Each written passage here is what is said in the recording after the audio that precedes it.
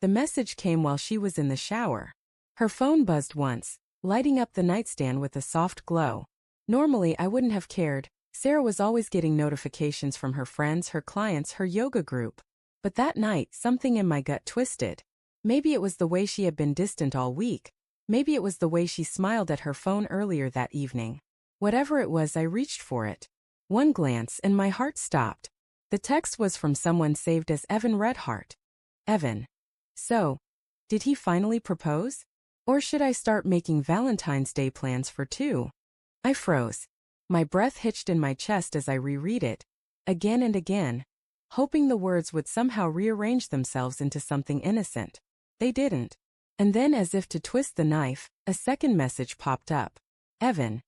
You know I meant what I said. I never stopped loving you, Sarah. Don't make me wait forever. The bathroom door creaked open. Steam spilled out. Sarah stepped out wrapped in a towel, humming softly, unaware that the world I knew had just shattered. I set her phone down quietly and looked at her. Who's Evan? I asked.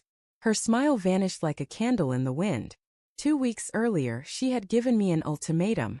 It was a Sunday morning, the kind that smelled like coffee and pancakes, and she sat across from me in one of my old college hoodies, hers now because that's what love looked like to me then. I need to know where this is going, Mark, she said. Propose by Valentine's Day or what? I asked, half laughing, half fearing the answer. She met my eyes dead serious. Or I'm going back to my ex. She said it so calmly it took a full minute for the meaning to sink in. Her ex Evan. The guy who cheated on her 3 years ago. The guy she swore had destroyed her faith in love. You're joking, I said, trying to mask the crack in my voice. I'm not, she said simply. I love you, Mark, but I need commitment. I can't keep waiting while you decide if I'm the one. He's been reaching out, and he says he's changed. Her tone was soft, but her words landed like blows. I wanted to be angry, but mostly I was just scared. Scared to lose her. And that fear made me do something stupid. I told her I'd think about it. Back to the present. She stood there dripping water onto the floor, her towel clenched tightly in her hands. Why are you going through my phone? She asked, her voice trembling. I didn't answer. Mark, I asked you a question. I think the real question, I said, stepping closer, is why your ex is asking if you're spending Valentine's Day with him. Her lips parted, but no words came. Just guilt, raw and visible. Mark, it's not what it looks like. Oh, really? Because it looks like you've been talking to the guy you threatened to run back to if I didn't propose fast enough. She started, then stopped, biting her lip. I wanted closure. I wanted to make sure he really had changed. That I wasn't making a mistake with you. The words burned. So you're using me as some kind of emotional safety net? Her eyes filled with tears. No. God, no. I love you. I got scared. You've been distant, and I thought maybe you weren't sure about us. And instead of talking to me, you started texting him? She turned away, gripping the towel tighter. It wasn't supposed to go that far. How far did it go, Sarah? She hesitated, and that hesitation said everything. That night I didn't sleep. I sat in the dark living room, the phone still glowing faintly beside me. Message after message between her and Evan painted the story I never wanted to read. It started innocent. How have you been? I'm glad you're doing okay. Then it got flirtatious. I missed the way we used to laugh. You always looked good in blue. And finally emotional. I wish I'd never let you go. Sometimes I wonder what life would be like if we'd stayed together. The latest one was from 2 days ago. Sarah. If he doesn't propose by Valentine's Day, maybe it's a sign. Maybe you and I were meant to have another chance. I stared at that message until my eyes blurred. It was one thing to suspect betrayal, another to read it in her words. At dawn I went upstairs. She was asleep, her hand stretched across the empty side of the bed, like she could still reach for me in her dreams. I watched her for a long time, remembering the girl who once laughed at my stupid jokes, who kissed me in the rain and called me her forever. But forever, it turned out, had an expiration date. The next morning, she woke to the smell of coffee. I was at the kitchen counter, dressed for work, calm, too calm. Mark, she asked softly. About last night. I looked up, meeting her eyes. I thought about your ultimatum. She froze. And I set down the mug. You're right. You shouldn't have to wait forever. Her face lit up, hopeful. Mark, does that mean?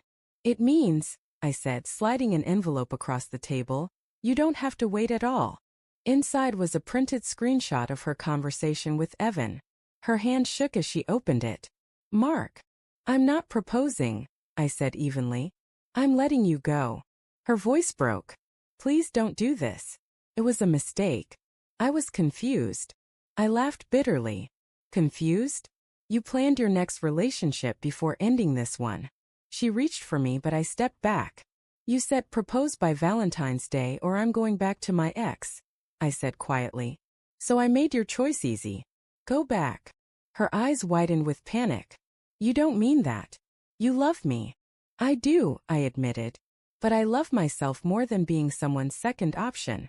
For weeks after she left, the apartment felt hollow. Every sound echoed, the kettle's whistle, the creak of the floorboards, even my own breathing. I'd find her hair ties in drawers, her perfume still faint on the pillow. I'd wake up reaching for her, only to remember she wasn't there anymore. Sometimes I'd think about texting her just to ask if she was happy. But I didn't, because deep down I knew the answer didn't matter. Love built on fear and ultimatums doesn't survive. 2 months later I saw her again. I was out with friends when she walked into the same cafe, her eyes finding mine instantly.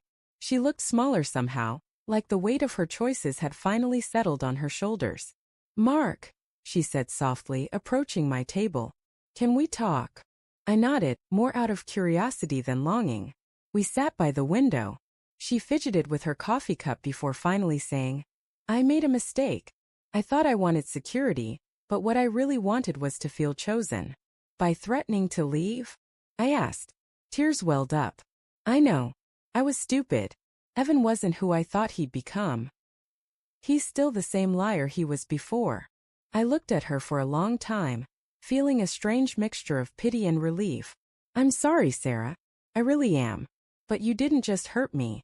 You broke the version of us that could have been. She nodded, wiping her eyes. I don't expect forgiveness.